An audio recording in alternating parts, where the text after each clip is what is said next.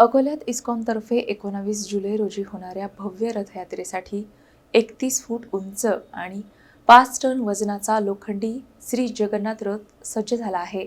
भक्ती, परंपरा आणि आधुनिक अभियांत्रिकीचा संगम असलेला हा रथ प्रथमच शहरातून मार्गक्रमण करणार आहे. अकोल्यातील इस्कॉनच्या वतीने 19 जुलै रोजी आयोजित श्री जगन्नाथ रथयात्रेसाठी 31 फूट उंच आणि सुमारे 5 टन वजनाचा भव्य लोखंडी रथ अंतिम टप्प्यात सज्ज झाला आहे.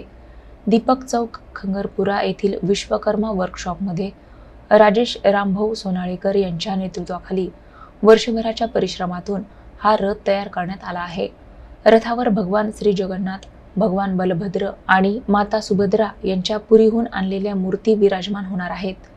12 बाय 20 फूट आकाराच्या या रथात आधुनिक front wheel steering, manual handbrake आणि उंची समायोजित करता येणारे शिखर अशी वैशिष्ट्ये आहेत. तनय महर्षी आणि निलेश सोनाळेकर यांच्यासह अनेक कारागिरांनी या निर्मितीत योगदान दिले आहे. हरे कृष्ण जय जगन्नाथच्या जयघोषात हजारो भाविक हा रथ ओढत शहरातून भव्य रथयात्रेत सहभागी होणार आहेत. हा रथ मी मागच्या 1.5 वर्षापासून जवळपास बनवत आहे. 1 ते 1.5 वर्ष झालं जवळपास. आणि पूर्णपणे लोखंडात बनवलेला आहे. 6 फुटाच्या हाईटची चाकं आहेत याची. 370 किलो एका चाकाचं वजन, असं टोटल रथाचं वजन जवळपास 4.5-5 टनाच्या जवळपास पूर्ण वजन येईल. आणि स्टेरिंग आहे, समोरचे चाकं मुव्हेबल आहेत, मागच्या चाकाला हँडब्रेक आहेत. आणि वरचं जे घुंबट आहे, जे वरचं पूर्ण ते 11 फूट वर खाली होणार आहे. म्हणजे इलेक्ट्रिकचे वायर किंवा झाडं याला काही त्रास नको म्हणून. 19 तारखेला याचं आयोजन आहे आणि जगन्नाथपुरीमध्ये 16 तारखेपासून 9 दिवस याचं आयोजन होते.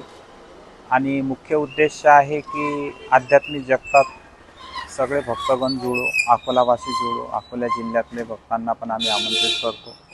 आणि दुसरी गोष्ट म्हणजे की जे मंदिरात येऊ शकत नाही दर्शनाला, त्यांच्यावर कृपा करण्यासाठी जगन्नाथ, बलदेव, सुभद्रा या रथाच्या माध्यमातून मार्गक्रमण करतात, सगळ्यांवर कृपा करतात. आणि या रथाची विशेषता हे आहे की भव्य दिव्य आहे. सगळ्या समाजाचे लोक या उत्सवामध्ये सम्मिलित होऊ शकतात, कथा, कीर्तन आणि महाप्रसादाचा लाभ घेऊ शकतात. आणि याच्यामध्ये जे विराजमान विग्रह आहेत म्हणजे मूर्ती, प्रतिमा, हे विशेष करून जगन्नाथपुरीहून आपण मागवले आहेत. आणि त्यांचं भव्य दिव्य स्वागत, शृंगार होईल आणि भव्यताद्वाराच त्यांचं दर्शन.